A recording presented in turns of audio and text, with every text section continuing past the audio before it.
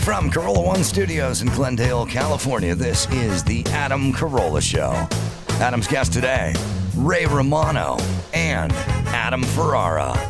With Gina Grad on news, Bald Brian on sound effects, and Dave Damashek is here for good sports. And now, food insecurity survivor, Adam Carolla. Yeah, get it on. Got to get it on. No choice but to get on. The mandate, you get it on, man. Thanks for tuning in, and thanks for telling a friend. I love when you share the show, right, Gina Grad? That's right. Handball run. Buzz off. I was thinking about, we were talking about yesterday, like no child should feel shame. I felt shame my entire life. It's part of childhood. Shame's a great motivator. And man, did it work. No. I was like, I am so ashamed of my family. I'm so ashamed of my front lawn. I'm ashamed of my house. I'm ashamed of the outside of the house and the people that are inside of the house. I'm ashamed. I can't read. Like, I'm ashamed of everything, and I just wanted to fix it. My whole plan was, otherwise you get fucking honey boo-boo. Remember being ashamed over things you didn't know? Like, oh shit, no, I don't know what they're talking about. I need to look that up, or I need to do some research, or I need to do my homework. Like, now it's like sports ball. Like, oh, what's football? It's like, okay, yes, advertise what you don't know, please. Or a lot of accident shame. Oh, I meant to do that. I totally meant to trip. How about guys like, oh, fix a car? I can barely get in the car. I tried to crawl in through the trunk the other night. I'm useless. I'm useless. I can't boil water. Yeah. I know. What is the? They're merit badges, not demerit badges. Like stop wearing things you don't know. Things you don't know. We'll get you a sash, a cross between a plate of lasagna, working on a car, slash. It's you holding a wrench and a question mark above. Yeah, shrugging, building a tree house, your body falling off a tree, holding a saw. Like. Yeah, stop bragging about shit you don't know, everyone, and get a little shame up in the house. All right, so I was building and running around and building some more. I have a clip I want to play you guys. I think maybe the world's worst reporting. Oh. Please don't be from this show. Please don't be from this show. No. Now, look, I think we've all pretty much figured out. It's Chris and Connie. Pretty much figured out that Fox is giving you one tale and maybe CNN or MSNBC is giving you another side. But you'd like to think that your ABCs and your CBSs right are down the middle. Still right down the middle. Legacy network. This is from CBS. And so Elizabeth Warren got into a little trouble, I don't know, a week ago because she kept telling this story about getting fired for being pregnant, which is her thing is, she has a weird message. She has here's all the bad stuff that happened to me in 1973, and then but I still became a super rich attorney, which is weird. It's self-aggrandizing. Yeah. It's like, look what I overcame. Here's what happened to me. And then also all this stuff from 1972, but it's worse now for women.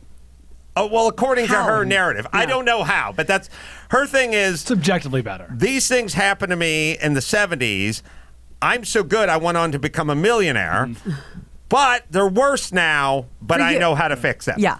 So she worked for the Riverdale School District in 1971, and she worked as a special needs teacher, which is admirable, except for my dad did that, so I have zero respect for it. And she's on the campaign trail explaining that she went in one year, and then she got pregnant, and back then, when the principal saw that she was pregnant, the principal, he showed her the door. Okay. Because she's a woman, she's showing, and it probably happened. Going to dismiss. Yeah. All right. So here's a little montage of her on the campaign trail explaining that story at multiple stops.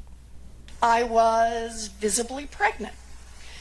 And the principal did what principals did in those days. Wished me luck and hired someone else for the job. I was visibly pregnant. And the principal did what principals did in those days. Wished me luck and hired someone else for the job. I was visibly pregnant. Wished me luck. So she just went around. That's her story. Just she got fired because she was pregnant. And then somebody, and again, whether it's folks robbing liquor stores with video cameras mounted, surveillance cameras, or politicians, they'll just go back and find the minutes from the school board meeting. And then they found the minutes from the school board meeting where they took the minutes where the Riverdale Board of Education asked her back and she resigned the following year. So oopsie. Not fired because she was pregnant. They wanted her back, and they said, like, we asked her back, and regrettably, she said she's not going to sign on for another year. So it's in the minutes of the meeting. So that's what happened. I know how attractive the victim thing is. Oh, yeah. It's great story. It's a great story. It's a great story, but also a couple things. A, it'd be nice if it happened that way, and then B, there is a principal who's dead, probably, who was there during those years and probably has adult children. Who've been besmirched. You're kind of making this guy look like, hey, bitch. This guy gave his life to education into a sexist, Archie Bunker type. So if you really think about it, when you're telling these stories, you're really kind of calling that guy horrible. Whoever, was in charge of the Riverdale, public school when you were there Can't be in that hard to find out. 1971.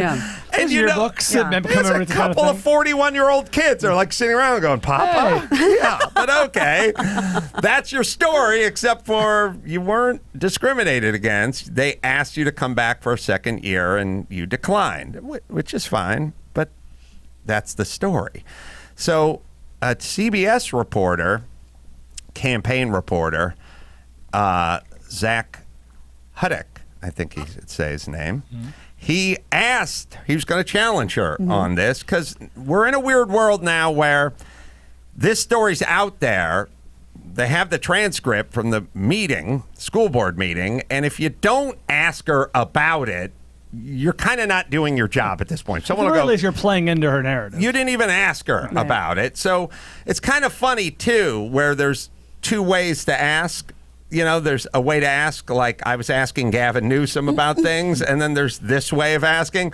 So you guys, I had to listen to it like 7 times to try to even figure out what it meant. But he's going to ask the tough questions of Elizabeth Warren, and we'll try to figure out, because he has the transcript, or at least we have the transcript, the minutes from the school board meeting. So now he's going to ask her the tough questions. Here we go.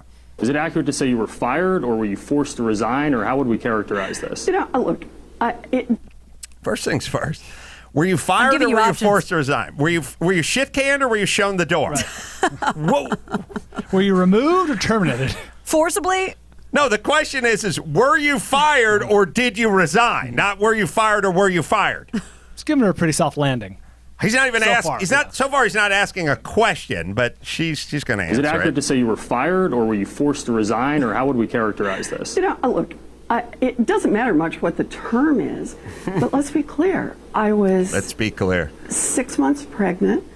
It was my first job. I was 22 years old, and the job that was mine, that I'd been hired for the next year, was taken away when they knew I was pregnant. Just to be clear, because I want to make sure I have this down. All right, now we're going to be clear now. Okay. Now he's trying to. The job was taken away because she was pregnant. That was her job. Okay. Let's be clear. They were not incorrect, though, to say that you were fired. Yeah, I don't know. Does anyone know what that means? They were not incorrect to say you were fired. They didn't say you were fired. That doesn't make any sense. I don't follow the question. They were not in. No. Maybe just trying to get her to talk. Wrong pronoun. Zach Huddock, please don't ever get a job at a tire balancing place, because I feel like you're going to put 5 tires on one side and I'm going to go into a gutter. Like, don't do any other jobs. If this is the way you report, this is you reporting. Please don't be an ER surgeon. He's asking the tough questions. So they didn't not fire you because of me, right? Just to be clear, I have a very unclear question. All right, I want to hear that one more time, him being clear. All right, he's following up because he's a reporter. He's doing his due diligence. He's asking the questions. To be charitable, maybe he was just getting her to talk more, but that wasn't a clear question. Pregnant. Just to be clear, because I want to make sure I have this down, they were not incorrect, though, to say that you were fired. Yeah, I don't know what else you'd call it. I mean, yeah, well, it was my job. And in April, they'd said, You're doing a great job, come back next year. And when they found out I was pregnant, they changed that. So, Zach, I need to know more from you. Well, the great follow-ups. Zach is great because he's going to follow it up here. Good. He's going to talk about obtaining documents. Okay. There are documents. They're the minutes from the meeting where they discussed what happened to her, which is she resigned. So let's see if he brings that up. explain for us why the attention on that account. Well, the account, first of all, is important in her story because her stump speech tells her policies through her personal story. She's talking about the road to the middle class getting rockier and steeper. And her personal story, as she says at the beginning of it, isn't a straight line, she says, like many people's. And she describes a series of twists and turns. And at each twist and turn, each sort of injustice that is dealt to her, she seems to overcome it. It's, you know, and come up with something better. This happens. She says she's shown the door for being pregnant. What can she do but go to law school? She goes to law school. She's pregnant again. She can't get hired. She becomes a law professor, and so on. So this is part of the theme of her story. Now, in 2004, there was another interview in which, 2007 at Berkeley, in which she told this story a little bit differently. She didn't include anything about being pushed out of the door by the principal. That's what's been widely reported on now as a contradiction. Now, the fact that, as that interview said, she was on an emergency certificate and needed more classes was true. Warren explained that to me by saying, yes, she needed to go back to grad school, but the board had guaranteed her another year on one of these certificates. Now, documents that we uncovered from then supported that, but sort of the question here, I think, was, did Warren change the way she told this and what really happened? And in that clip you played there, what we were trying to get at is she saying she was fired? Was she not? I'm exhausted. And what actually happened? Who gives a shit? By the way, can we anoint the poor women back at headquarters, back on the set, to just go, what the fuck are you talking about? Yeah, he seems brand new. I don't even know what this. First off, thank you. I've learned nothing. I'm a little dumber than I was before you began this report. I know less. Rarely does that happen. Like if they do a report on giant sea turtles, guess who knows more at the end of the report about giant sea turtles, about how long they live and nesting and things like that. The viewer? I now know less about this story. What you just said is one of the most insanely idiotic things I have ever heard. Ugh. And for the first 90% of that, he sounded like her press secretary. I know. And now all I'm saying is he's assigned to her campaign. So when young Zach is going to give us another report, what shall we think? What is this is the unvarnished truth, or should we just go, it seems like he's just ambling and gabbing and covering and whatever. And by the way, when he gets into the part where he's like, we've uncovered documents, what about the documents of the minutes from the meeting? Which you don't have. All right, so that's insane. He's new. And I guess the New World Orders, he wants to stay on the campaign?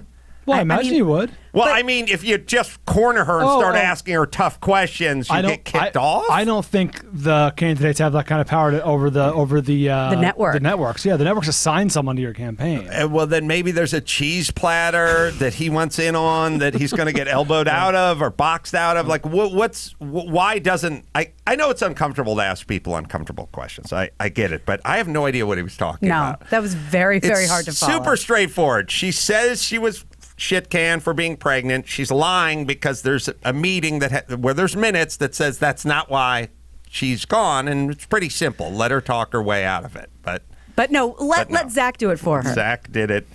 Zach did it for us. All right, let's see. We have Ray Romano calling in, and he's due to be in a couple of few, right? Or calling in a couple of few. You're doing his charity event, yes? I'm doing his charity event. Wow. He's got a cancer charity event.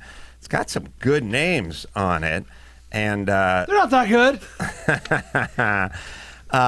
It's Dimitri Martin, who we always love. He's on line 6. Oh, okay. Ray? Hello. Hi. Hey, this Adam? Yeah. How are you, man? I'm doing well.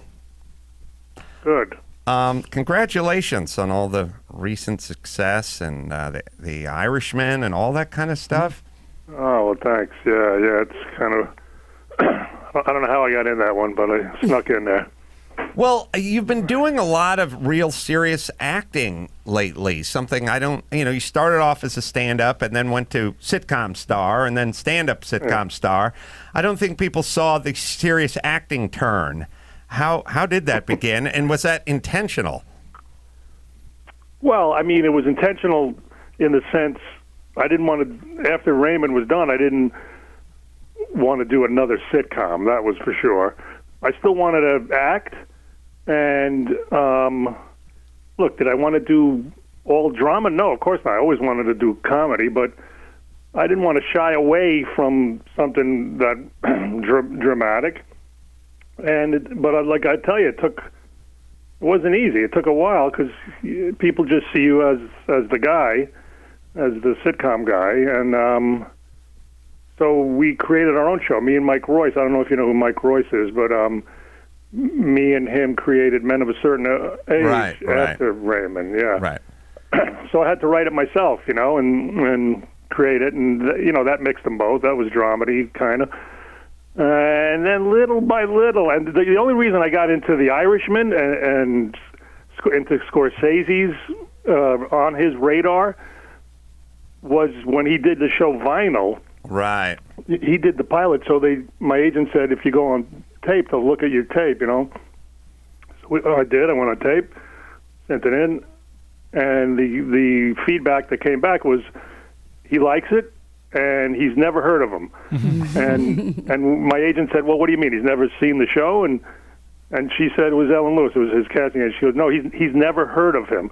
Which I don't doubt. He doesn't watch TV, and it also was the blessing because he didn't have to forget the sitcom guy. He just whatever he saw he liked.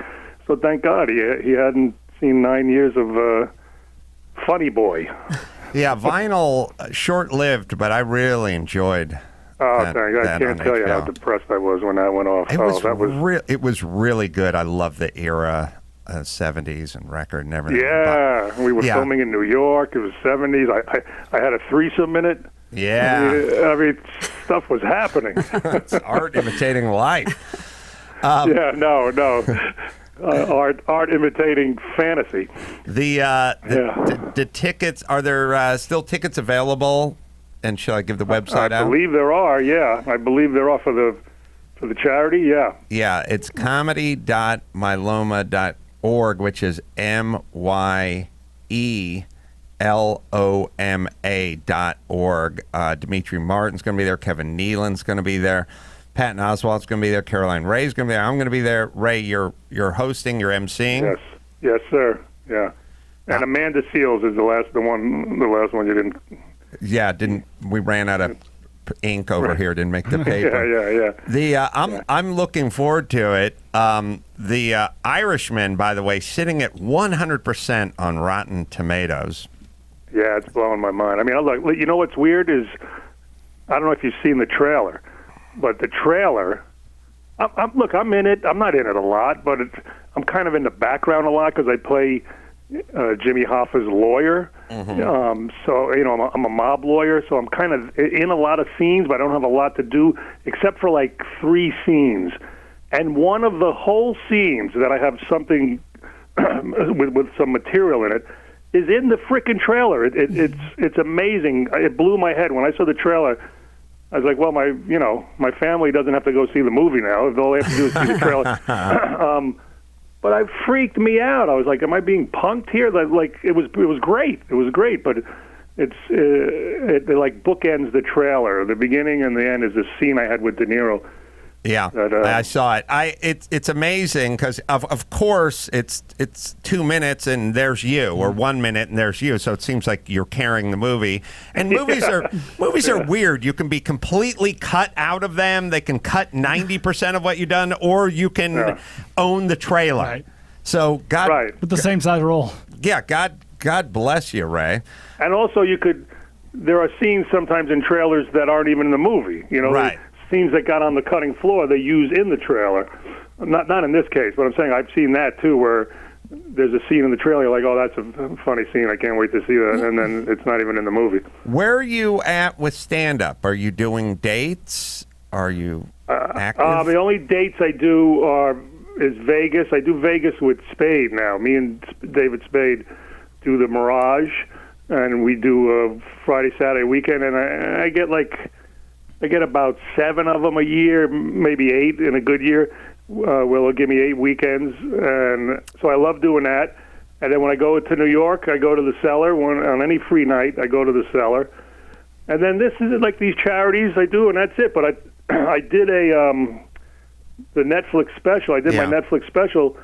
It came out last February. So now, I don't know. The thing is, you got to kind of retire that material, is what they tell you. So now I'm kind of stuck now that I got to come up with more material, so I got to get out there and work more, you know? The Netflix special is very funny, and it really kind of reminds you that if you just know Ray from the sitcom, that his roots are in stand-up. It's a really funny stand-up special. Was that filmed in the Cellar?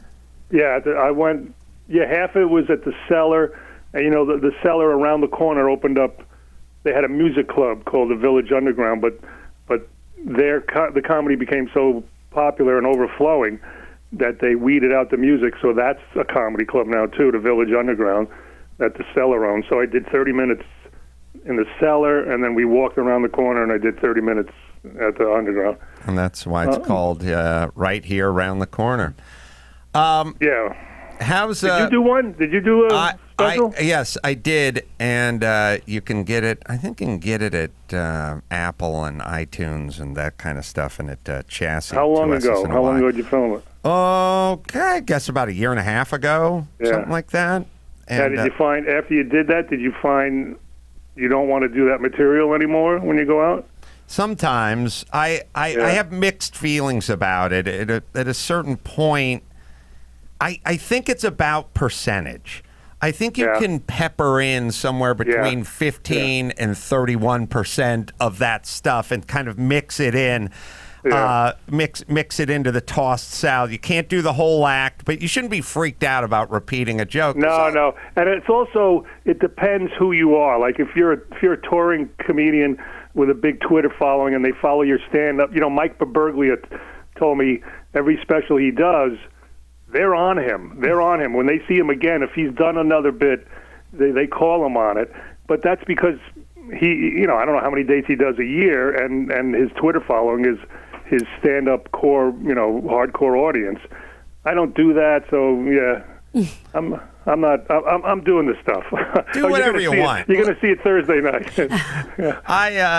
I remember. Well, first off, you know, I watched a stand-up special. I enjoyed the stand-up special, and if you told some jokes you told from the stand-up special on Thursday night, I would enjoy hearing them. And also, I had a glass of wine in my hand, and it was 11:30. My underpants were around my ankles. Like, I don't remember verbatim. I didn't go through the transcript of your act. So, how's everything else? How's the golf going? How's the mental stability going? How's everything going for you? They're both a work in progress. I'm trying to break 80 in both of those things. Do you golf? No, but who do you think? All right, I won't use the word nutty. Yeah. I'll use the word idiosyncratic. There you go. Eccentric. Yeah. Who's more idiosyncratic, you or Howie Mandel? You know, I don't know him that well. I only know of his germophobia, you know, like everybody else does. But if that's all he's got, then I got him beat bad. I got him beat pretty bad. Ray's got the mind bets. I won't say it to Howie, but Romano's got you licked. Yeah, it goes in streaks with me. It goes if I'm stressed out, like my OCD ramps up a little, my obsessive shit ramps up, and it goes in streaks.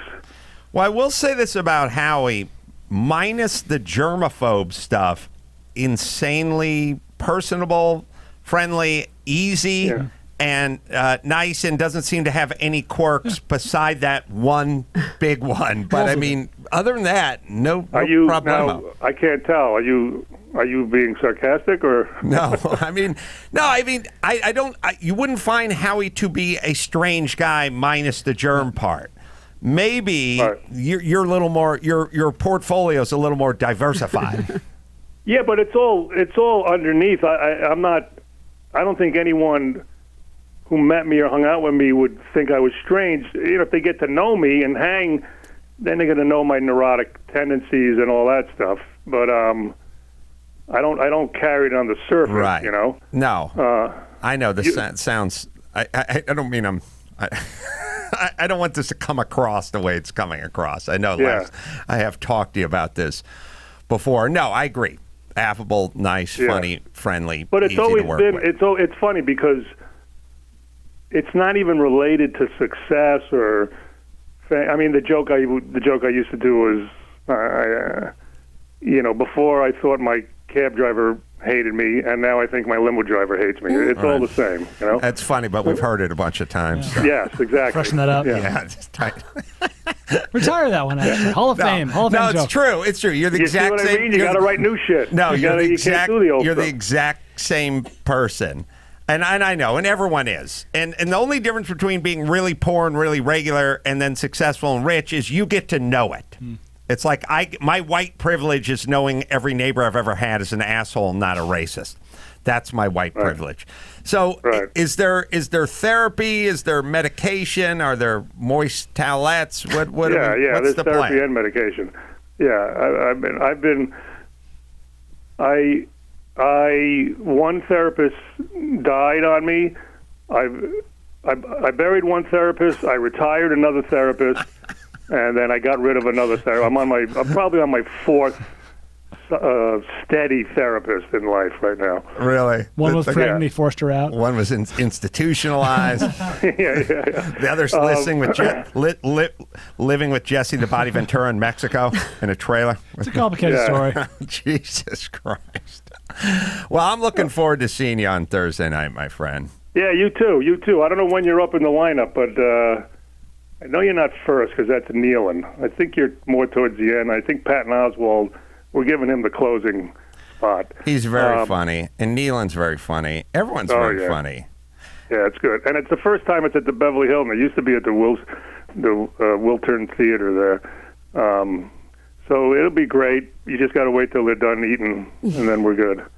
comedy.myeloma.org. Some tickets available, and minus me, a whole bunch of headliners are going up. So everyone's doing about...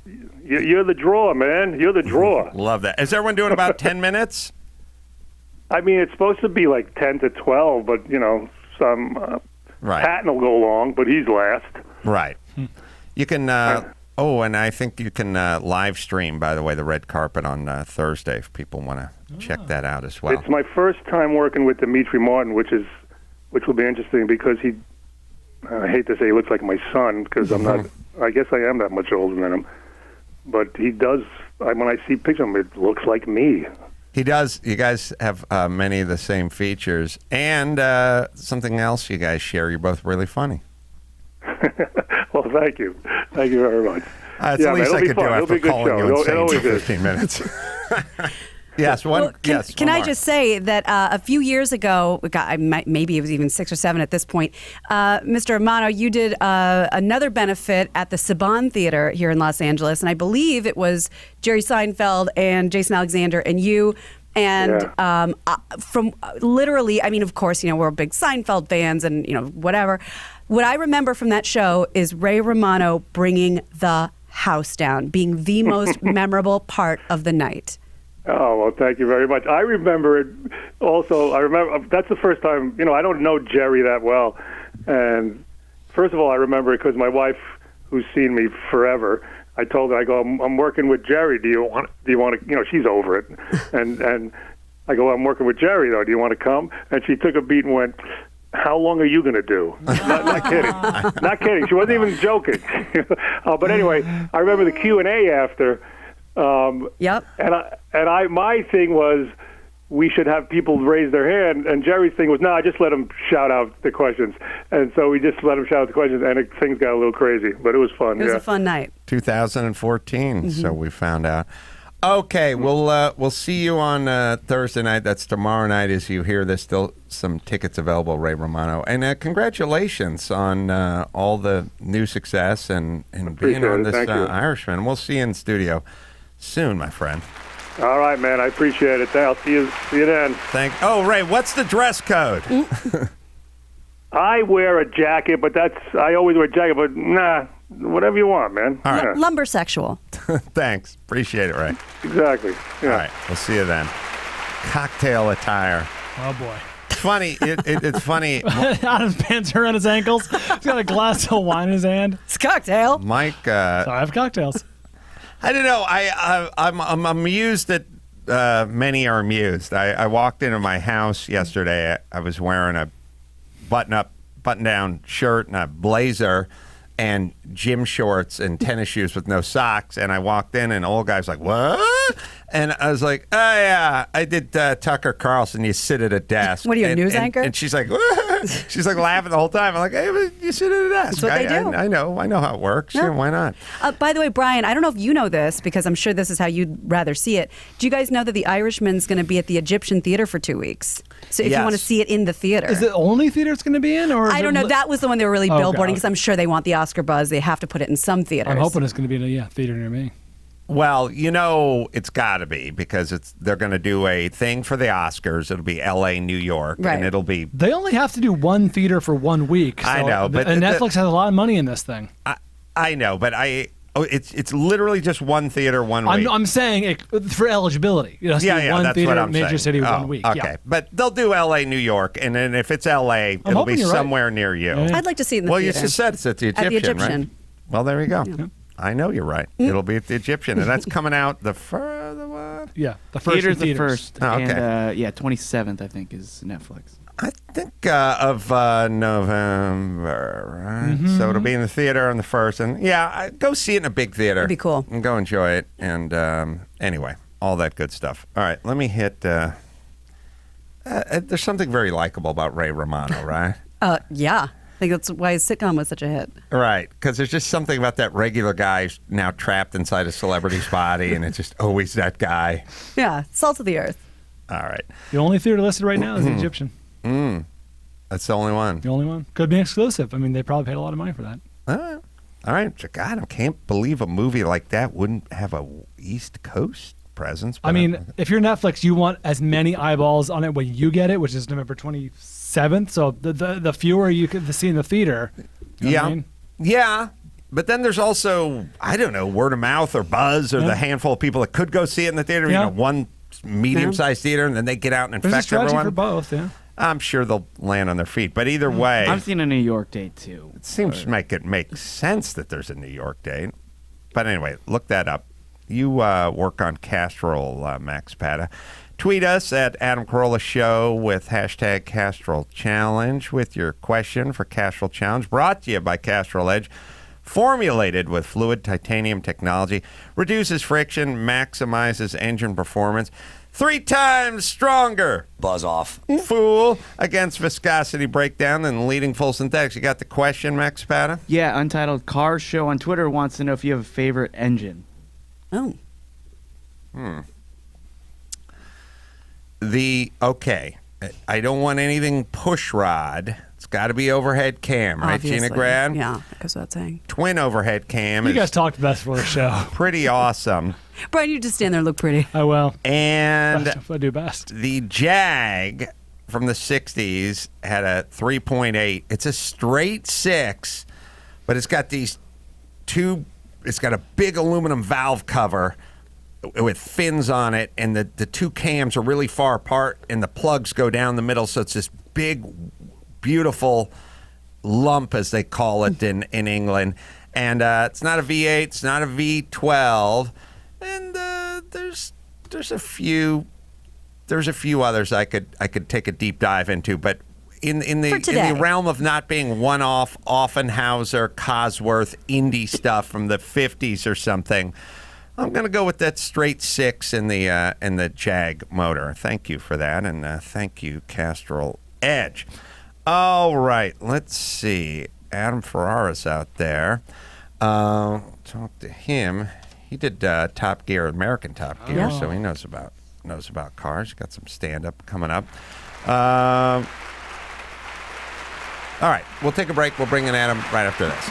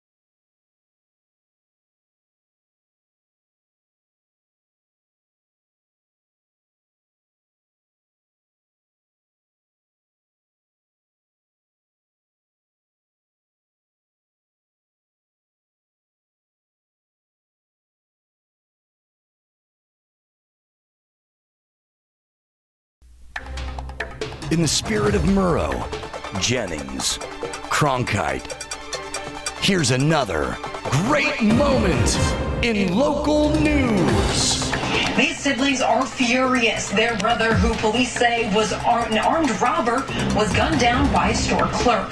The pair acknowledges that he was wrong to try and rob the Dollar General on North Gettysburg Avenue, but they say the clerk shouldn't have had a gun at work. At the end of the day, that's not right. Police say a Dollar General clerk shot and killed 23-year-old Roosevelt, who showed a gun and demanded cash Wednesday. That's a great moment in local news. Now, back to the Adam Carolla Show. Yeah. Can't externalize. Sometimes you have to internalize. Sometimes you internalize a bullet or two when your son robs a goddamn dollar store. Nothing worse than emotional internalization is good. Lead, much more difficult on the system. Very tough to shake off, Adam Ferrara is here, the Adam Ferrara podcast. On new episodes on Apple Podcasts as well. We got some stand-up dates coming up I'll give you. And I know Adam from Top Gear all those years, American Top Gear. Working alongside of Tanner Faust and Rutledge Wood, two of the nicest guys in show business. Could you die? Nicest people. Doesn't it make it better? Yeah. It's so much when better. you go to work, you want to go to work, especially that show. I mean, you get to do fun stuff in cars. But you're sleeping in the back of trucks and stuff, too, so you really want to get along. They do, when you do those kinds of shows where you're doing like a car show or like you're doing a home improvement show and we got to demo out the chicken coop or something. You do demo out the chicken coop. You're getting paid, but you are doing whatever you're doing, right? Second episode, I jumped a caddy in about 40 feet in the air. And every interview I did, everything, did you really do that? I'm like, we didn't have money for lunch. Right. We didn't have a stunt budget. Are you kidding me? Of course, we did all that stuff. Well, Tanner basically is a stunt driver and a rallycross driver by trade, and Rutledge is beyond nice. He's like Southern. He's nice and Southern, he right? farts sunshine. He's just such a nice, warm, welcoming presence. He's the opposite of like sort of New York or where you come from, right? I'm in New York. Wherever rock you crawled out from. Yeah. I guess there's a certain vulnerability in being that friendly, and when you're from New York, you just don't want to be that vulnerable. Is that what I think it's suspicion. I mean, you grow up with there's 8 million people on a 26-mile island. You can't trust everybody. You gotta. It's and the way I grew up, I was raised Italian Catholic, so there's guilt and fear. It's all. I basically grew up in a crime family without the money, power, or influence, but the social. Don't tell nobody about nothing. Don't do nothing. That kind of stuff. Don't talk about our business. Yeah. What are the neighbors going to think? I don't know who the neighbors are. The shared an apartment back in the day with Kevin James. Yeah. Which seems good emotionally, but physically he's a big man. Big fella. It's a lot of Well, we had to get a 2-bedroom. He's a big fella. I was just talking to Ray Romano, so now it's all coming. Oh yeah, he's got the benefit around. coming up, right? Yeah. Yeah. It's weird. We're just talking. Clark Gregg, we're just talking to with Danny Two-Sheets, shared an apartment with him. I guess I lived with Ralph Garman from Kevin and Bean for all those years. I guess if people are have the same interest, eventually they're going to flop together. Yeah, if they're broke at the same time. I roomed with Rich DeMiro. Oh, the tech guy. Poor Rich. Yeah, that's right. It's my junior version. So, Adam, what's the schedule like now? Stand-up, podcast? The podcast is drops every Thursday, and it turns out they're a lot of work. I don't have to tell you. So that comes out every Thursday. I just finished Why Women Kill on CBS All Access, which is streaming, the CBS streaming service, which means I got an hour and a half explain that to my mother. Oh, Send me a tape. What do I need? Yeah. You got, because they want to watch. Or the cursed, why aren't you on real TV or regular TV? Yeah. Why is it always one of these, the Ring Doorbell Network or something I've never heard of? And the anger. What damn channel? Ma, why are you screaming? Why are you upset? When I was, the first time I did Letterman in 1997 or 8 or something, all my grandmother said was, finally, like a regular channel. Yeah. Like some channel normal people can find. Yeah. I did Tonight Show. She's like, what time? I said, it's 11:30. Can you do it at 5? It's Italian night at the clubhouse. Can you do it at 5? I have to bring the pasta. Now, did your family come see you when you do stuff? No, not. They're not come. fans. They're not fans. If Beyonce is there the same night, the daughter will come. Yeah, no, they are not. See, my parents would come to all that stuff. Eddie Brill was running Letterman when I did it. So is that okay? It may be bad wiring, and I've changed. I've attempted to change my low self-esteem wiring, but just recently. But I used to look at like people going to Letterman or going to the event. I go, no, don't, come on, don't even. I really didn't want them to go. Yeah. And some of it was practical. Like, you're in the green room. It's an obligation. They're watching Monday Night Football and yelling at the TV set, and they're devouring whatever fruit platters out, and you're literally going over your set. Your sit-down set or stand-up. You're going over in their mind, and they're yelling, that's a holding call? That's a holding. You got to be able to review a holding call. And you're literally going to step out on stage in 11 minutes, and you don't want to tell them to get the fuck out of the dressing room and shut the door, but that's what they're doing. And then, by the way, they're going, I want to support you. They're not supporting me by eating the food. You don't bring them in. I get them tickets and put them out there. I don't bring them into the green room. Well, this is the suits. You know what I mean? The agents, the managers. Oh, yeah, everyone. Or Yeah, because you got to be in your own But price. the audience, if you walk out there and spot your mom's face sitting there, doesn't that throw you off a little bit? Well, you can't see anything. The shiny floor stuff, the lights are there. I tell you once, I was actually glad this happened. We did the Rescue Me comedy tour. And we did the arena at Mohegan Sun. So it's 7,000, whatever it is, thousands of people. You're in the arena. And my dad, I said on the tour stop, I said, Pop, we're playing Radio City. He's like, yeah, I know, son.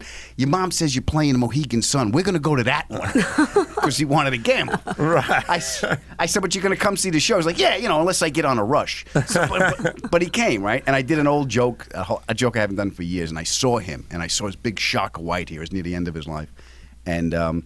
So I did the joke for him, and then I got a big round of applause. They said, all right, Pop, I did the joke, right? And so he got his acknowledgement.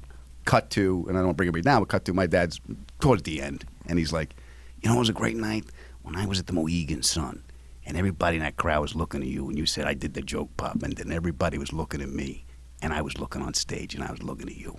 Wow. So I'm glad I got a chance to have that. Nice. With my dad. Yeah. Yeah. I'll never but, have but that. Adam, you have no story even remotely like that. And he still has time to have it. I'm going to put this challenge down. Chris, correct the clock, please. I'm going to lay this challenge. Less supportive parents, but they have to be alive. Okay. Amongst the living. They must be amongst the living. Sure. Who has beat my parents? Do you know Paul Bryan? Like to the bottom? I mean, who, like, you got a big benefit coming up, whatever. They've not heard of it. They're not going to be there. They don't even know what it is. My parents. Oh, yeah, my parents already got their tickets. My parents. Who less? Right. Of everything. Is there something, can we? I mean, you have to be living.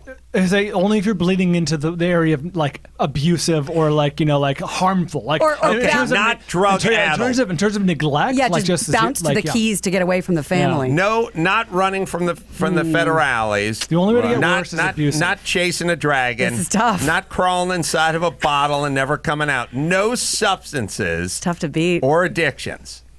So Joan Crawford's out. Well, they're addicted to neglect. Okay. I think we could argue. I think we could argue that. They have their own monkey on their back. It's their dragon.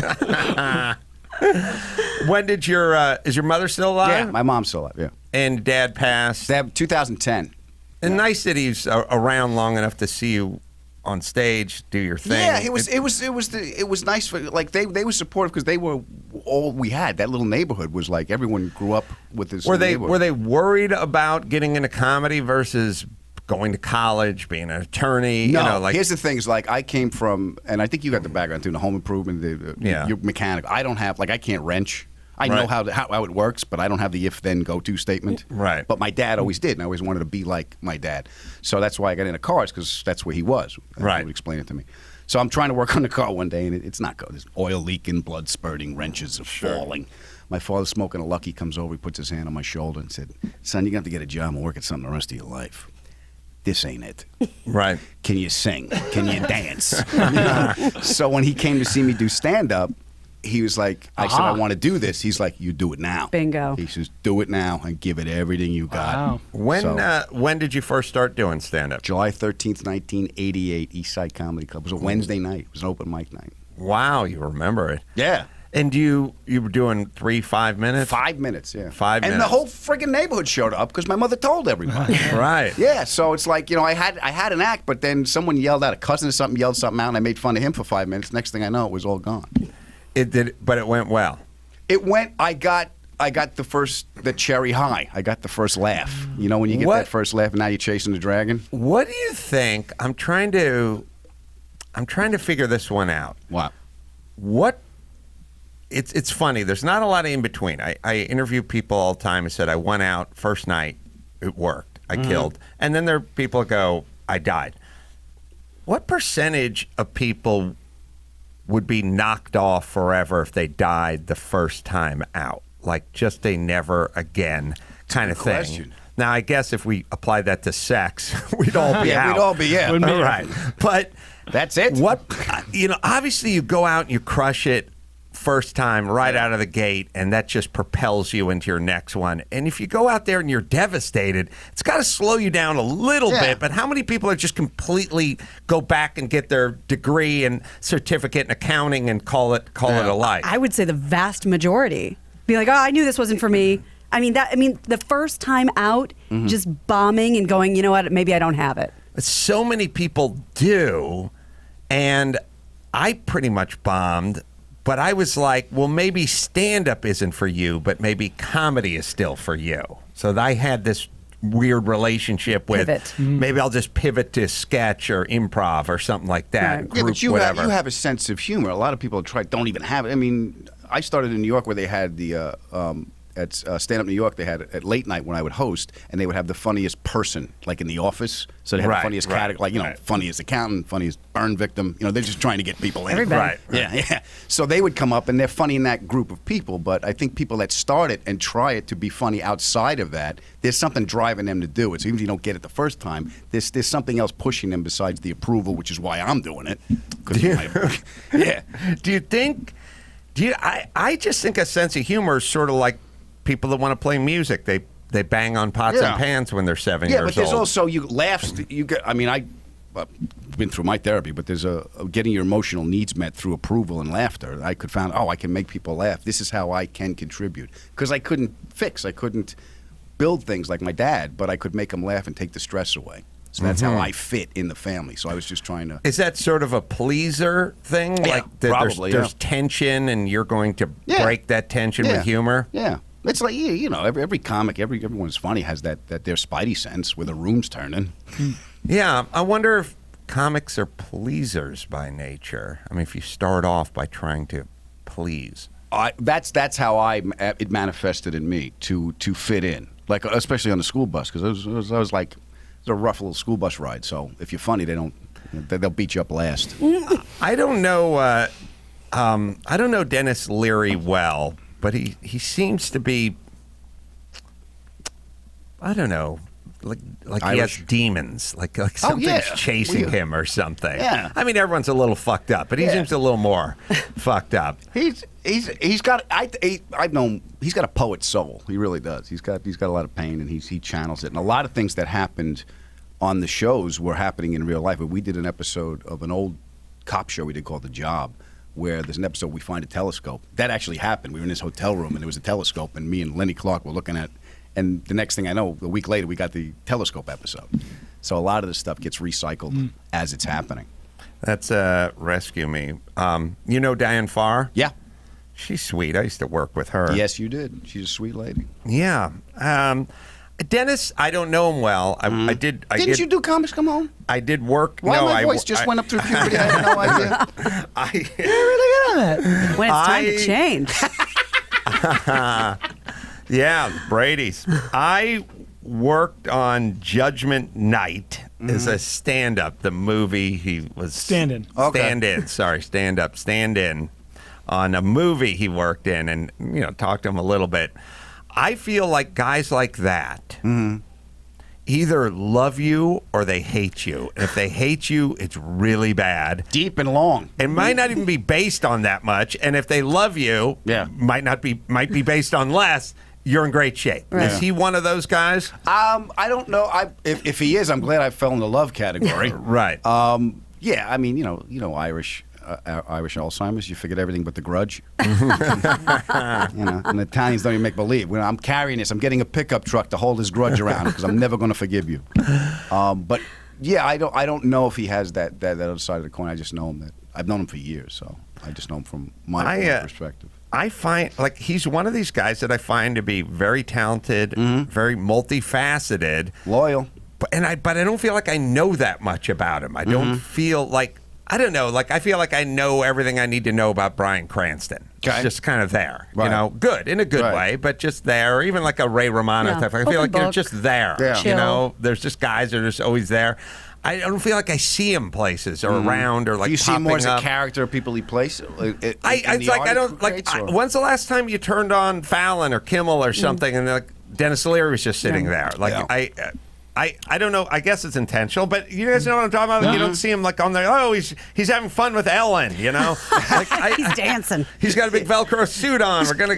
He's gonna stick up Carpool against the wall. karaoke. Yeah, like I just He's don't, on the Muppet I don't Show. see him on any of that stuff. Yeah. I guess he likes it that way. All right, let me tell you about Simply Safe. No one should feel unsafe at home, period, and that's why there is Simply Safe. Protect your home today and get free shipping. 2 eyes in there. simplysafe.com/Adam. All right, let's take a quick break. We'll come back and do the news with Gina Grad.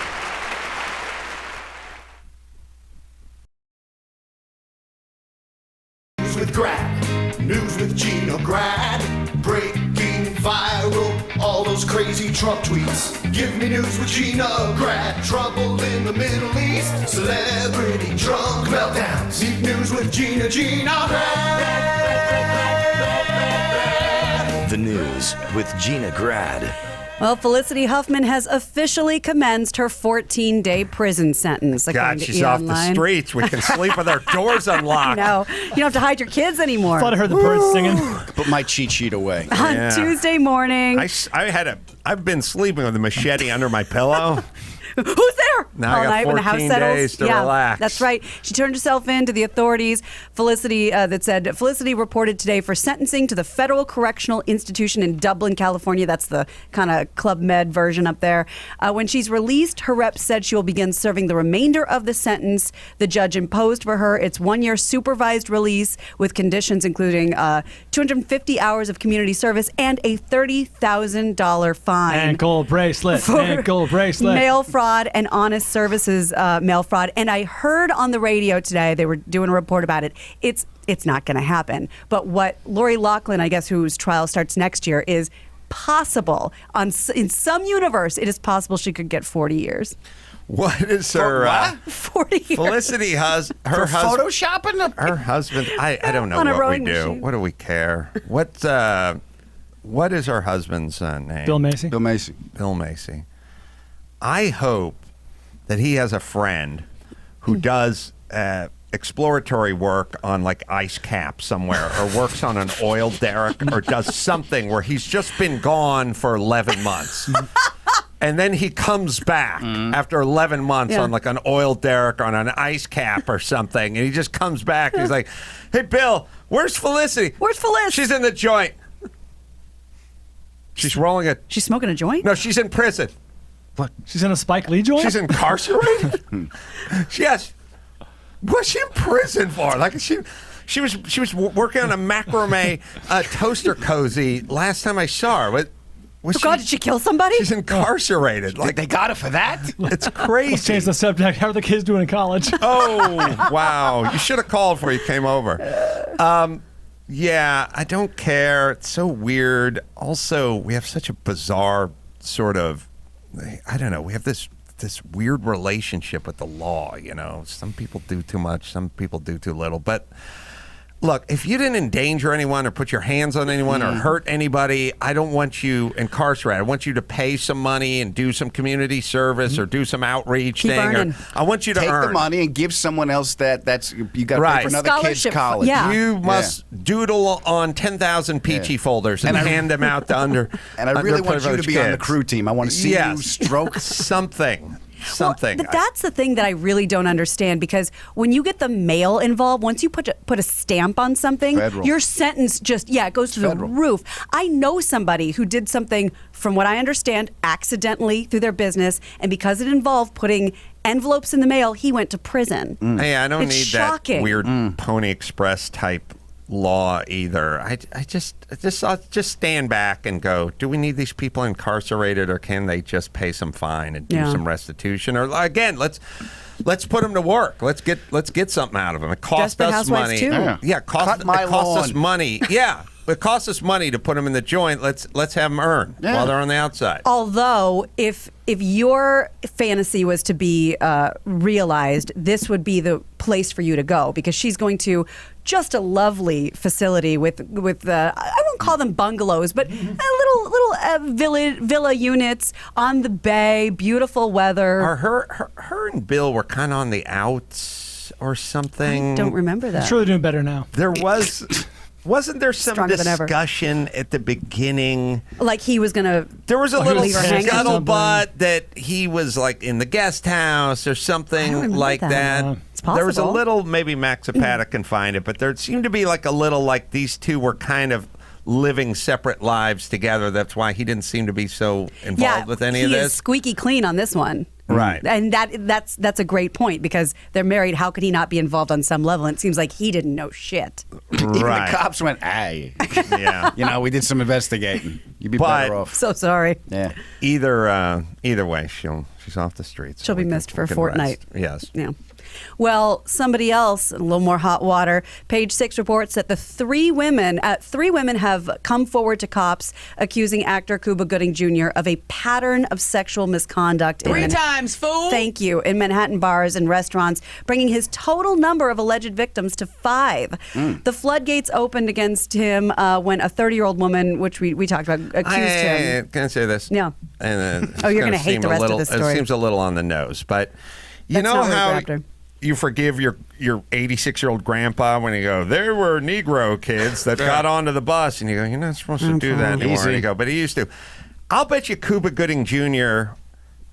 31 years ago was going to clubs, getting drunk, and like getting handsy. Yeah. You know what I mean? Like, I'm a And it was all celebrity. good. I'm getting loaded. They love it. Right. And I got to move, or I grab her ass cheek and I yell honk honk, and I get loaded, and this is awesome. Like, he's just. Has that ever worked? No, Has but any woman for worked? him, maybe. Show him the titties. But he's just doing what he has been doing. Cuba We're- gonna Cuba. We're Right. now Me Tooing him, Right. but he probably hasn't changed. Steady as she he's goes. just going to clubs, getting drunk, and being Cuba. He's Cubing. Yeah. Right. Yeah, Cuba's Cuba. Yeah. So here's the deal. We know about the woman who said that he grabbed her breast when they were all drunk in New York at a bar. Then, during a Manhattan criminal court appearance last week over that incident, or alleged incident, prosecutors revealed that he also had been indicted in 2018 involving another woman. And I think the other two suits, or the other two allegations, are butt grabs. So you might be onto something. I think he gets drunk. I also think people come up to him. And this, the one with the titty grab, she came up and sat next to him. That is what and the footage showed. put, like, her hand on his thigh or his hand on, I mean, at a certain point. And then, you know, this thing, too, where they go, all of these 1.5s on a scale to 10, 10 being dry anal rape, these are 0.7s. Right. When people go, all these 0.7s are starting to add up. It's like, no, they're not. They're all just Still equals they're all 0.7. just 0.7s. They're not all adding up to the 10. Right. All right. Good But point. I think his problem is probably more with booze than it is Yeah, with get a little his. loose. I Yeah. think he goes out. He likes to party. Yeah. And I think that sort of partying and being recognizable now is not a good combo. I think Not anymore. only Gronk can get away with that. If you keep grabbing people, that's kind of... Well, the video footage of the one chick is she sat next to him. It seemed fairly mutual from the footage they released. Put her hands on him, and then he, whatever. Yeah. Anyway. Well, if he needs advice or Felicity needs advice on how to handle prison, they should probably look to Sesame Street. Because Sesame Street's newest character is dealing with a very serious issue. The children's show has posted a series of videos featuring Carly talking to her friends about her mother's opioid addiction. Oh, it's awesome. It's great. It's great that there are no kids anymore. Did you find, what's his name from Trudeau from Canada apologizing to the black kids? It's awesome. On the Muppet Show? There's on some sort of Canadian Sesame Street. Oh, goody. And he's like explaining to the kids of color why it's wrong. It's never good. Not good. What he did. My argument is it's an Arabian's night party. You're going Arabian, you know? Okay, but anyway. We don't do that anymore. Yeah, we're gonna have to fucking freak every kid out now. Well, speaking of freaking kids out, Carly came to Sesame Street in May to stay with a foster family because her mom was, quote, having a hard time. But Carly's popularity continues, and now she focuses on her mom's recovery meetings.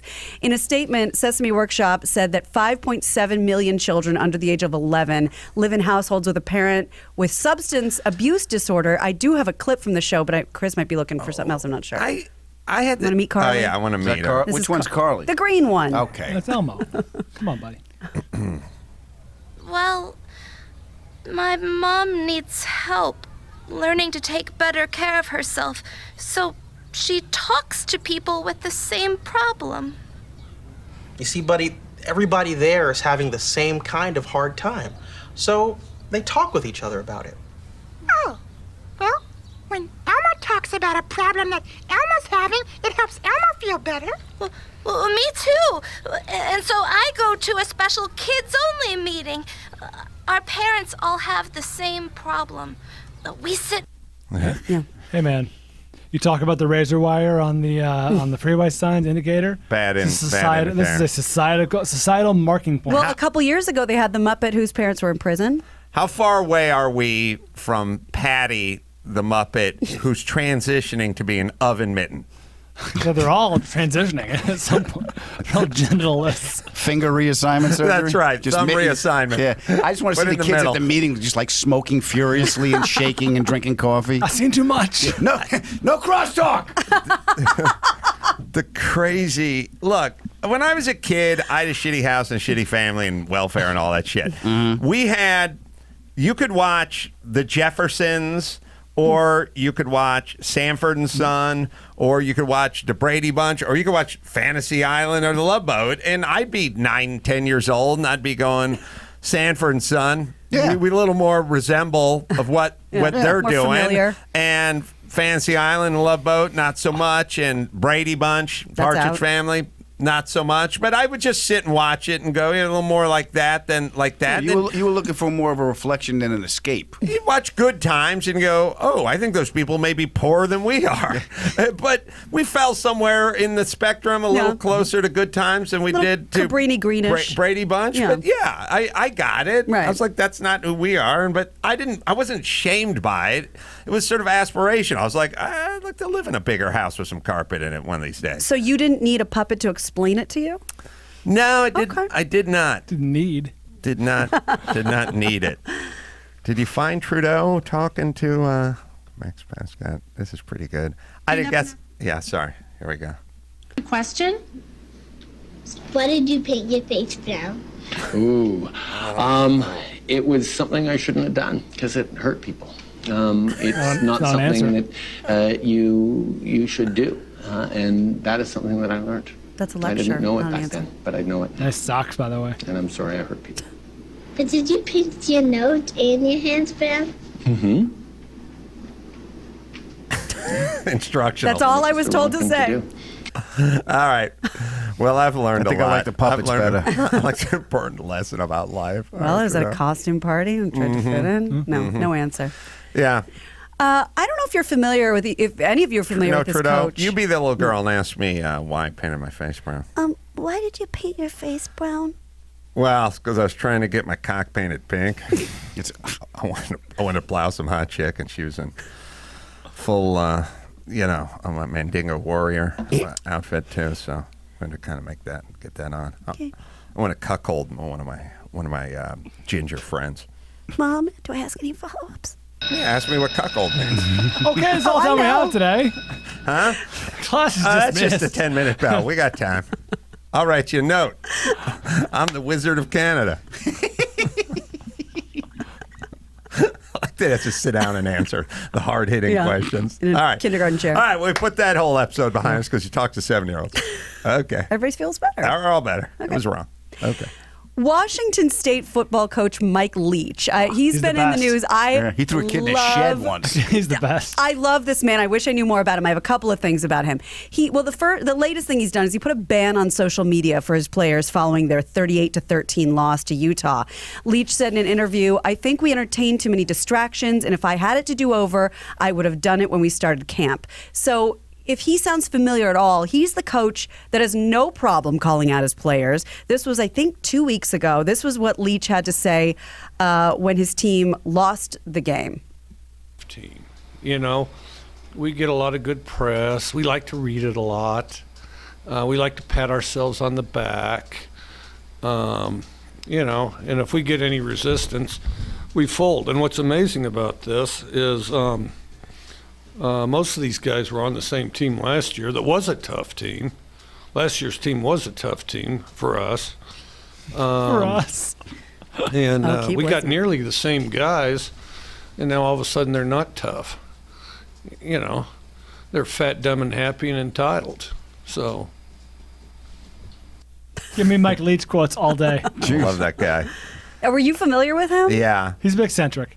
Oh, I like him. He'll speak his mind. Off the cuff stuff is hilarious. Like he'll just talk, so nothing related to football. He's like 3 drinks. Your uncle 3 drinks at the barbecue. Yeah, just coming out. Yeah, I remember you used to have balls. I don't know. And I love that he throws happy in as a negative, as he should as a football coach. They're happy, fat, and entitled. Fat, dumb, and happy and entitled. Yeah, he's basically just how all coaches used to be, and now they have to kind of treat the students like clients. It's sort of like college, Everyone has to treat everyone like their client instead of a student or instead of an athlete or instead of where you can't anger them or piss them off or you mustn't. Whatever. It's kind of employees are that way. Young kids, you can't really set them straight. Unless you're Mike Leach. You don't care. Kids these days. I guess, but eventually they'll get rid of him before they get rid of the stars, Yeah, if they're having trouble recruiting or whatever it is. I mean, it is, you are in a quandary because you have this sport that demands sacrifice, like big time sacrifice, and the entire sport of football is all no excuses, all sacrifice, just running gassers in the hot sun, 2-a-days and all that shit. Fantasizing about burying water. Yeah, that's what I did. Yeah, no pointing fingers, no blaming teammates, no nothing. It's all that. And kids are growing up with the exact opposite of that. So back in the day, like the guys who fought World War II, who stormed Normandy at 18 and a half or 19 or 20, well, they got a dose of that when they were 9 back at home. Like they had a dad that was doing that to them, right? This is just how it is. There's just more of this. Now, my dad's got a German accent and a pillbox, but either way, that's how it is.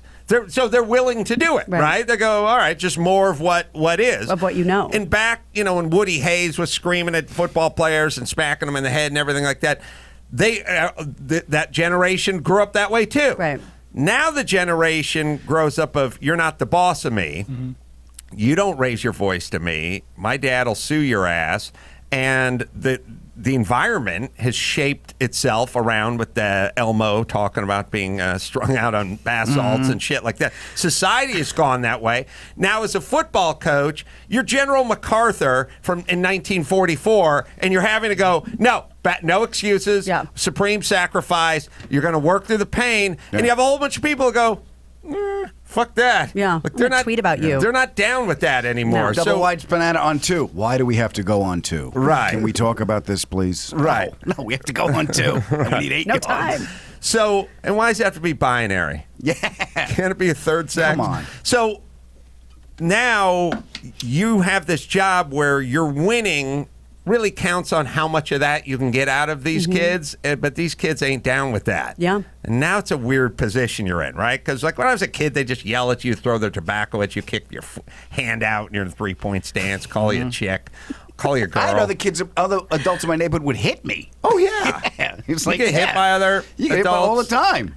Yeah, they just do whatever they wanted to. Get out of, it was like it was a community, and everyone was looking out for everybody's kids. And if you did something wrong, get out of line. My neighbor, that was looking out. Yeah, bang, get smacked in the head. I was allowed to go down to the drugstore and buy cigarettes from my father because they knew it was from my dad. Then when I tried to buy like Marlboros, your father smokes Luckies. Get out of here. Oh, really? Yeah. I had to take a train to the next town to buy condoms because everybody knew everybody. It's like Dr. Drew. That's so funny. Dr. Drew story. grew up in Pasadena. His dad was a doctor. His dad knew all the doctors.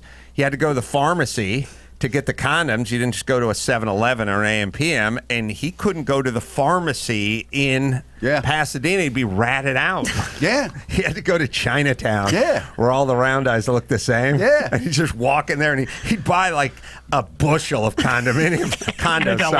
He'd buy a bushel of condoms because he's going to Chinatown. Like, that's a drive. Yeah, we used to go to the rich kids' neighborhood to trick or treat because you got the full size candy Of bars. course. Oh, yeah. And that's where I learned. I learned how to drive a stick on a 911.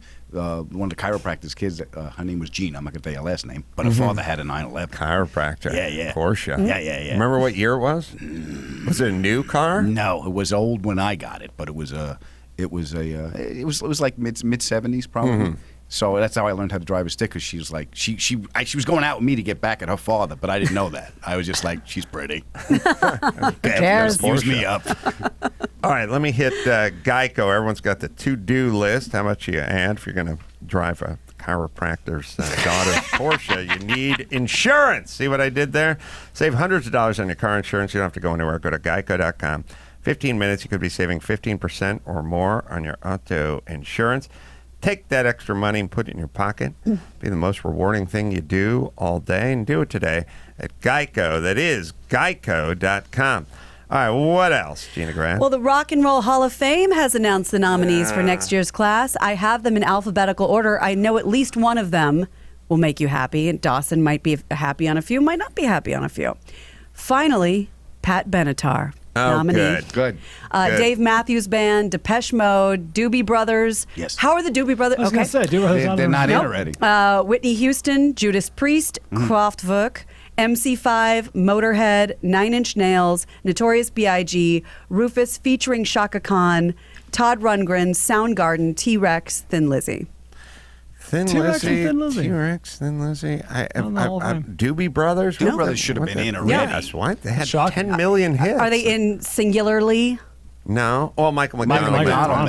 Maybe. And Pat Simmons, I don't think that's the only one he was in. Well, ballots are sent to an international voting body of more than thousands of artists, journalists, music industry figures. And the inductees will be announced in January. The ceremony is set for May 2nd. Is Kraftwerk really rock and roll? I mean, nothing's rock and roll anymore, but is Kraftwerk even... I don't know. What is Kraftwerk? And by the way, don't give me innovative. Like, there are a lot of guys who built 3-wheel cars in the 60s. Like, it was an innovative design. Yeah, it was a piece of shit that fell over. I'm not down with Kraftwerk. Whitney, I mean, they just need a musical Hall of Fame. And call it something else. Stop calling it the Rock and Roll. Todd Rundgren should have been in for producing. Hello, it's me. I got you sucked into that one. Huh? He should be. He's. What? He did. Hello, it's me. It's me. He's what's her name's father, right? He's. Wait a minute. I need more information. Todd Rundgren. He's raised Liv Tyler. Tyler's dad, right? Who? I mean, like stepdad. That's why that's confusing. Right. Yeah. Sorry. Stepdad. Her dad's someone else. Or but she raised her. Right. Interesting. Mm-hmm. So there you go. He produced. What are the Kraftwerk hits that we're all whistling? They're like German They techno. shouldn't even be in there. Let's play a medley of all the hit. This is their biggest song. This is their biggest song? The Model. Well, at least the biggest on Spotify by a long distance. So good. This is rock and roll. Hey, I don't often apologize. But oh my God. I gotta apologize to Kraftwerk and their many fans. Yeah. This is. They sound like what Saturday Night Live this would is do. Sprockets, right? The Jimmy Fallon Band with the Horatio Sands. Again, like this innovative pioneers of, the Dr. Mengele was a pioneer. It doesn't mean he needs to be in the fucking Hall of Fame. Jesus. Well, I'm saying just because you experiment doesn't make you fucking good. Right. It doesn't make it good. He blazed a lot of trails. This is an all skate. Thank you. This is an all skate. Yeah. What's an all skate? Well, you go to roller Oh, rink. an Yeah, all like at Skateland. Okay, it's all skate time. You would dance to that? I thought it'd have to be. I thought it'd be like Gloria Gaynor or something. That's a roller disco. Or Kathleen Brannigan. Yeah, Gloria. Can we turn this off? This is not rock and roll. No. This is nothing. This is tough stuff. Somebody's doing it because someone's like, oh, they're innovative. Like, oh yeah, Kraftwerk's innovative. Someone really, I'm sorry, but if I'm on this fucking board, at some point, I'm going to have to be able to name 3 fucking songs this band Or did. hear a guitar. Or we're out. We're not doing this. They can't bust our rock and roll hymen. We have people who have been in the business for 40 years. They cannot name 3 fucking Kraftwerk songs. Ugh. Now you go, well, why not? And it's sort of like, well, it just lessens it a little bit for everybody else because now Kraftwerk's in. Yeah. Is that really their hit? I've never heard their hit. That was the biggest song on Spotify by a long shot. Ugh. There you go. Yeah. We can check the charts, I guess. Chris can look it up. I mean, must we? That's Kraftwerk won. Yeah. They're the Crocs of music. They won the Lifetime Achievement Grammy in 2014. Grammy. This is just that shit where hipsters pretend to know something, but they fucking suck, right? You pretend. It's you pretend. The Kraftwerk does not belong in the Rock and Roll Hall of Fame. What is their second biggest hit? Kraftwerk 2. Zwei. Munchausen. What? This is called The See, Robot. The Siren. Of course it is. Ooh, you're scared now. That was I can't wait for them to play this live when they get inducted. This is very Revenge of the Nerds finale. This is laser tag. Yeah. Do they have like hit singles? I'm looking. Robots is definitely up there. Computer Oh, get Love as ready. well. It's coming.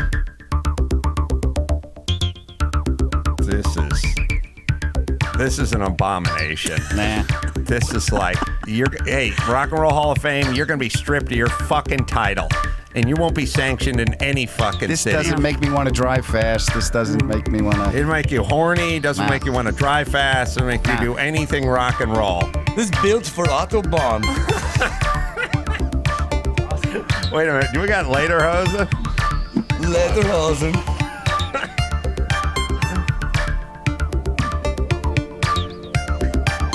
Lederhosen. What was our other one? Oh, Dudseldorf. Dudseldorf. That's where they're from. That's right. Of course. Are they from Dudseldorf? Lederhosen. The vocals now. You can't deny their singing ability. All right, I will predict this. No performing at the event like Janet Jackson, right? Kraftwerk? Yeah. Kraftwerk? Then I'm going to get hit by a fucking folding chair. They're going to join the big jam afterwards where everyone gets together. Yeah. They just push the buttons. Supergroup. We will get in. We will be inducted by the Scorpions. Well, they are crowds. Yeah. Yuck. Ugh. Ugh. Fair. Mm-hmm. I don't know. Don't you feel like every once in a while agents have discussions with their clients where the client wants to endorse some sort of, non-stick coated frying pan or something because there's a lot of bucks. And then the agent goes, but that would really hurt your reputation. brand, like your that's image. really going to hurt your brand. Like, don't you feel like you should get to the folks that run the Rock and Roll Hall of Fame and go, Kraftwerk is You've not. lost your way. You've lost your way. This is hurting your brand. Motorhead, fine. Judas Priest, fine. This is not it. Yeah. And I get the soul singer and all that kind of stuff. Fine, but not this. Not this. And remember, and as he came on the show and reminded us, Kraftwerk nominated, Motor City Madman not nominated. Oh, that is Ted Nugent. Yep. Yeah, that's probably all politics. Yeah. I'm Well, assuming. Jan Wenner's been in charge for quite a long time. Oh, he has? From Rolling Stone. I think he just okay, stepped so down. It's all politics. You want to hear a palate cleanser? Yeah. T-Rex. Oh, that's Kraftwerk. I'm sorry. Jesus Christ. I just saw, now this is going to irritate the hell out of you, but I just saw that Grand Funk Railroad not in the Rock and Roll Hall of Fame.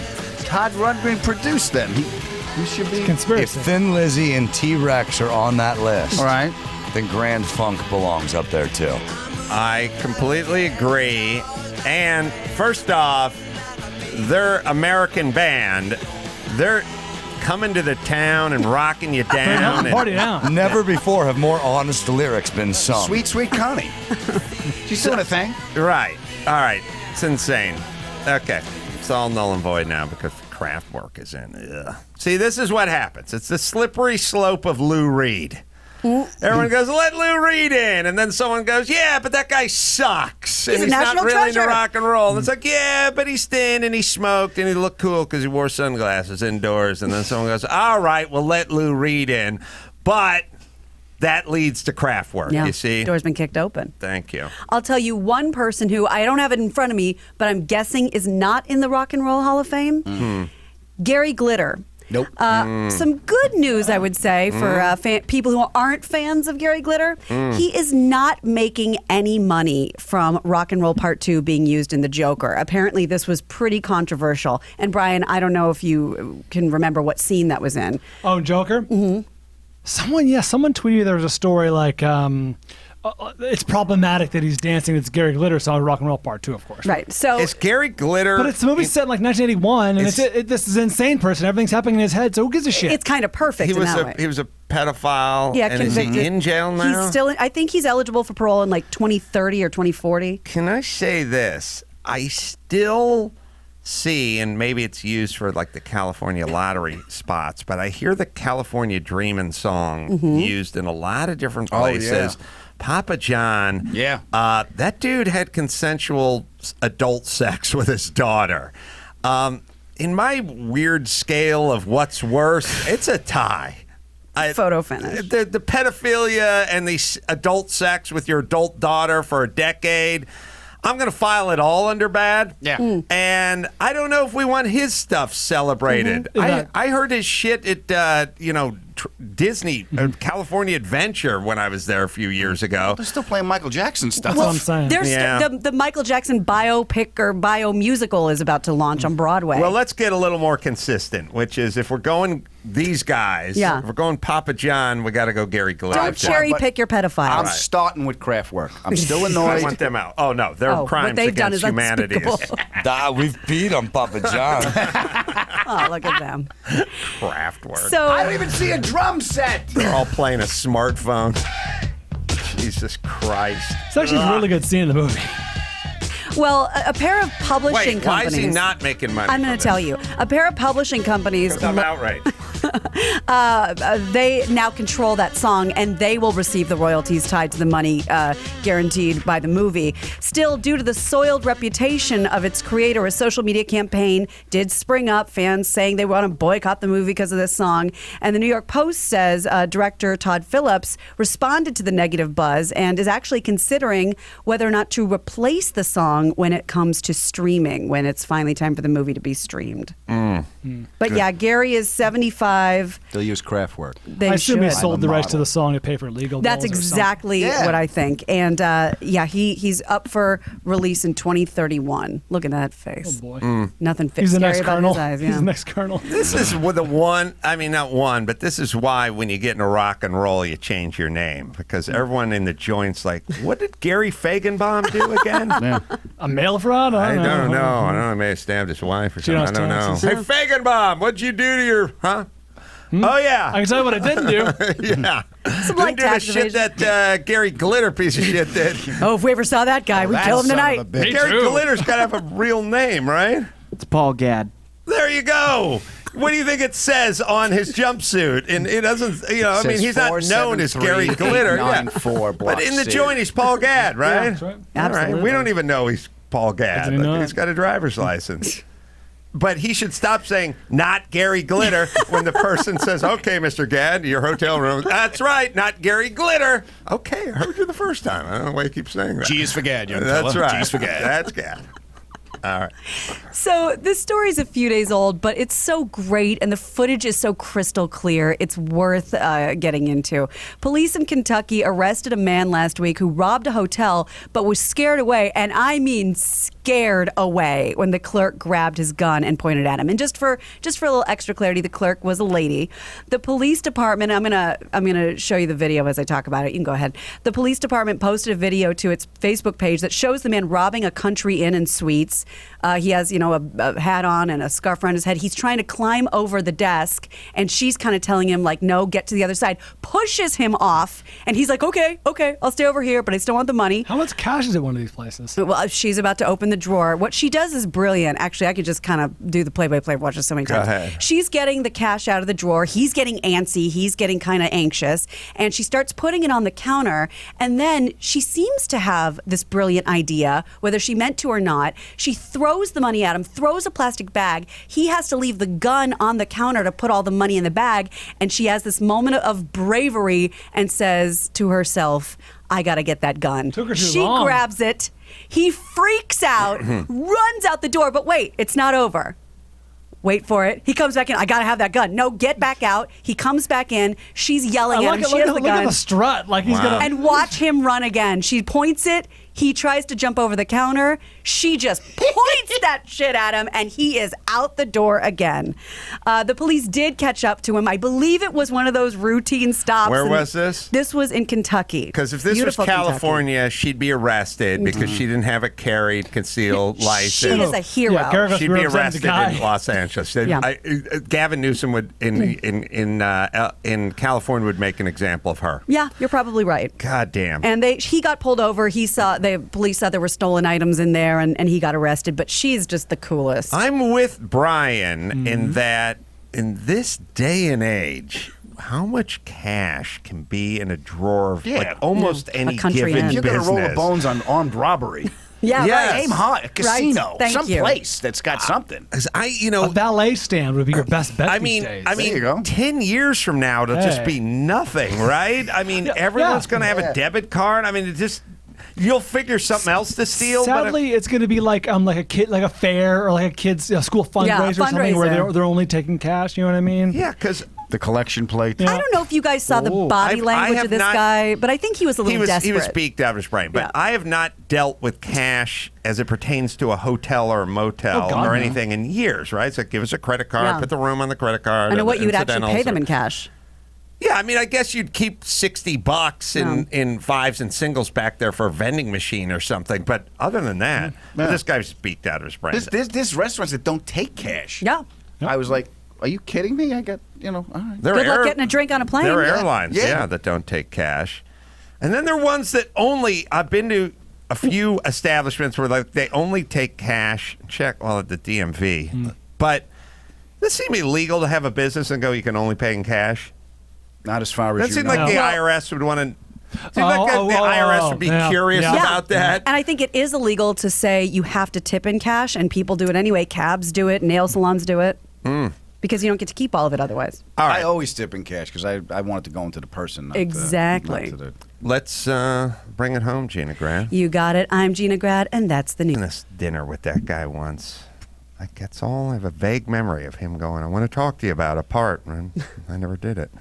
But we'll see if we can relive that. Private joker. We'll get that out tomorrow. Castrol Rewards, by the way. You want a chance to win an opportunity to meet me in Vegas? I'll tell you what. Head to your local AutoZone. Be entered automatically with the purchase of Castrol. Pick up 5 quarts of Castrol Edge motor oil and an SDP extended life oil filter for just $33.99. Castrol Edge. 3 times stronger, fool. 3 times, fool. Use your AutoZone rewards and be automatically entered. And you can see me at SEMA in Vegas. How about it, Dawson? No purchase necessary to enter or win. Open to residents of the 50 United States, District of Columbia, and Puerto Rico. Must be 18 years or older. Sweepstakes valid September 24th through October 21st. Void but prohibited. See your local AutoZone store for more details. Adam Ferrara podcast is out as we speak every week, every Thursday on Apple Podcasts. Roseville, California, that's coming up this Friday, Roseville Theater. And then I think it's Potawatomi. Potawatomi. There's one in Potawatomi Kansas. Yeah, on Hotel and Casino. That is Saturday, October 26th in Milwaukee. Website, AdamFerrara.ferrara.com for all the info and Unconditional's the live album as well, if you want to check that out. Thank you very much, Adam. Good to see you, my friend. Beautiful car. Oh, thank you. Yeah.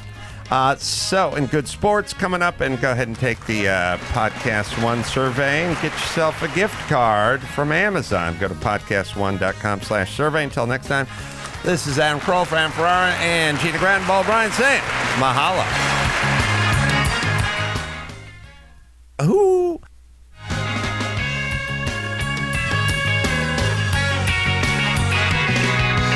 Stick around. Today's episode of Good Sports with Dave Damashek and Adam Carolla is coming up next.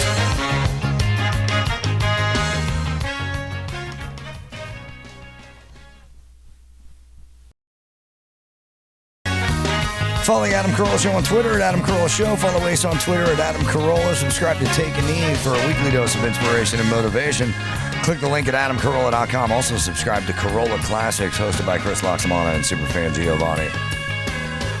For tickets to everything, including the World Championship of Guacamole this Saturday in Glendale, go to AdamCarolla.com.